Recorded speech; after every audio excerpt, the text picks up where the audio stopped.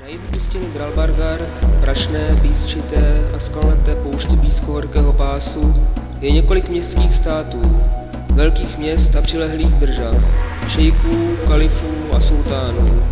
V zákrutu pískovcových skal a sousedství zlatých dolů ve vysokém a těžce opevněném městě na skále, Kromdaru, vládl kalif Al-Kubra.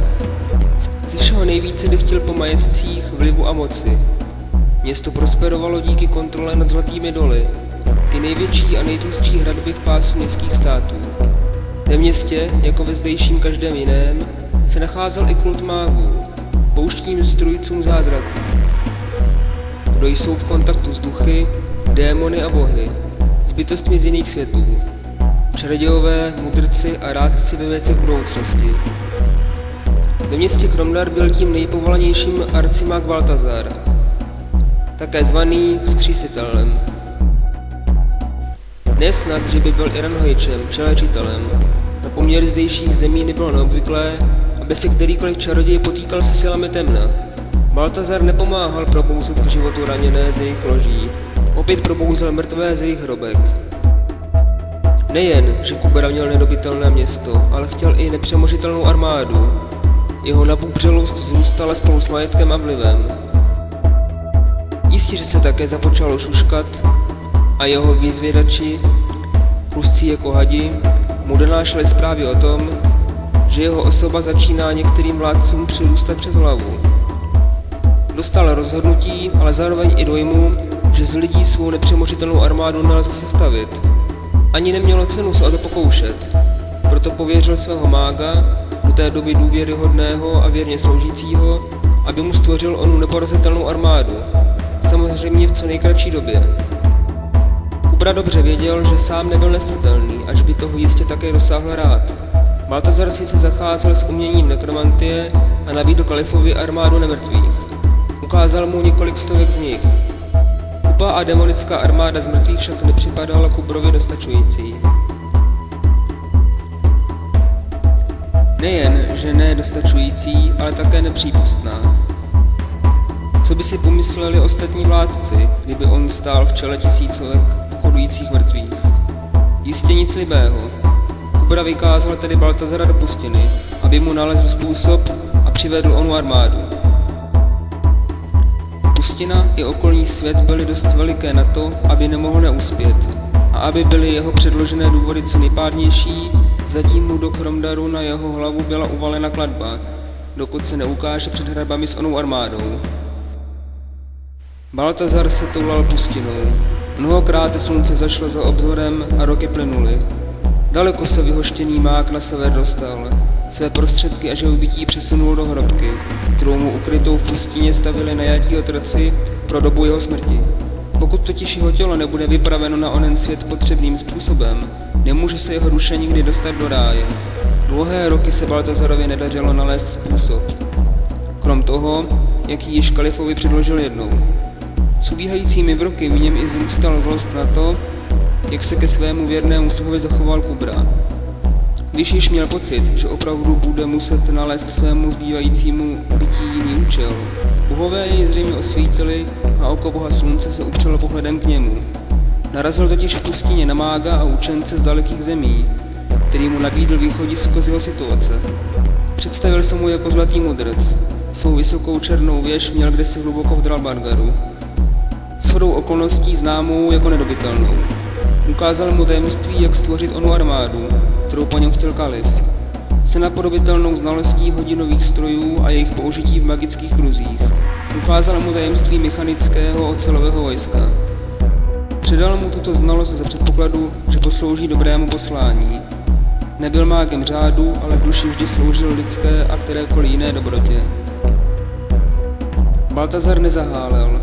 Nevrátil se zpět domů, cestou nacházejíc další a další nové prostředky pro uskutečnění tohoto vnuknutí. Zpět v domovině se pustil se stále vzrůstajícím zástupem přisluhovačů a otroků do práce. Hluboko v poušti byla jeho hrobka ukryta a stejně tak i narůstající počty ocelového vojska.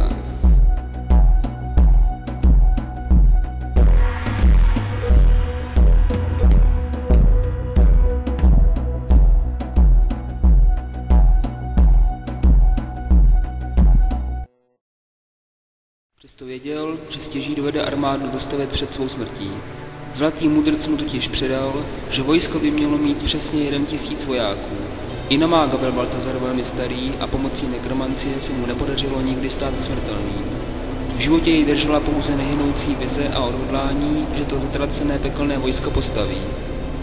Desetiletí plynula a Baltazar se ve své hrobce chystal zemřít. Lože si zřídil přímo v kryptě na desce oltáře balzamovačů, kteří se o něj postarají. Jedno se mu přeci jen podařilo. Sestavil armádu z 1000 ocelových mechanických vojáků. Aby ovšem armádě vdechl život, potřeboval 1000 duší, které uvězní ve vojácích. To byl čin, kterým se již na dobro zpronevěřil dogmatům mágů ze severovýchodu. Jedna věc byla postavit na nohy mrtvého, ale druhá byla uvěznit duši někde jinde, nežli kam vedla její přirozená cesta. Jistě zamýšlel zlatý mudrc tak, že by do těl vojáků vstoupili dobrovolně ti, kteří chtějí vroucí zůstat na tomto světě.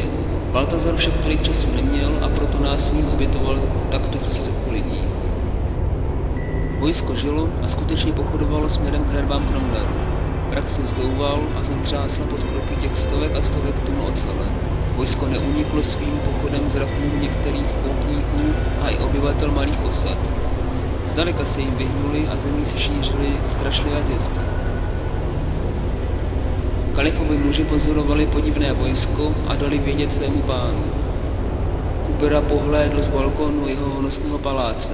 Pohlédl skrze přibližující okulár a spatřil ty podivné netvory v mračnech prachu. Pochopil, že to nejspíše konečně bude slíbené vojsko. Jeho překvapení a zděšení se pomalu změnilo v samolíbý pocit vítězství a naplnění. Kubera sice sám zestárl, ale dočkal se.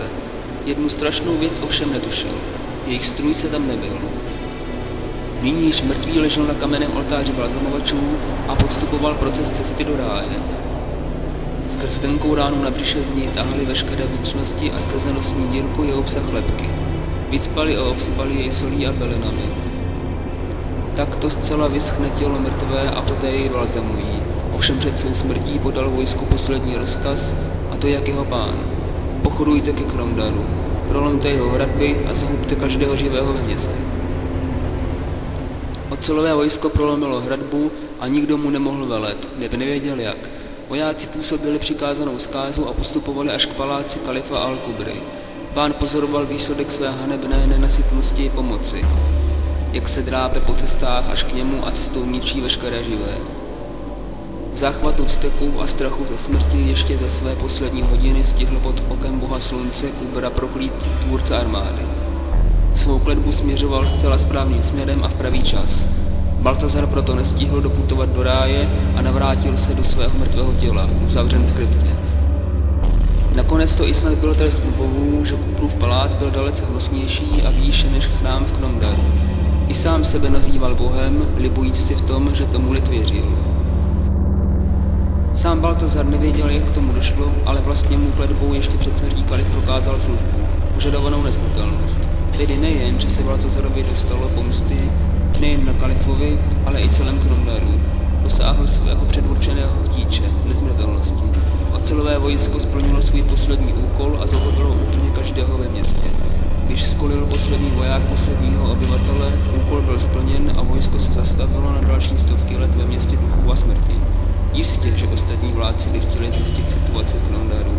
Vysílali do města vyzvědače, vojska i mágy. Oceloví vojáci sice stáli nehybně za hradbami, ale jakmile živáček vkročil do města, byl jejich úkol obnoven. A tak tam stojí na pospas žáru, větru a prachu. Pod zraky bohů a kroužících supů. Reznou a stárnou, však stále drží tichou stráž nad městem.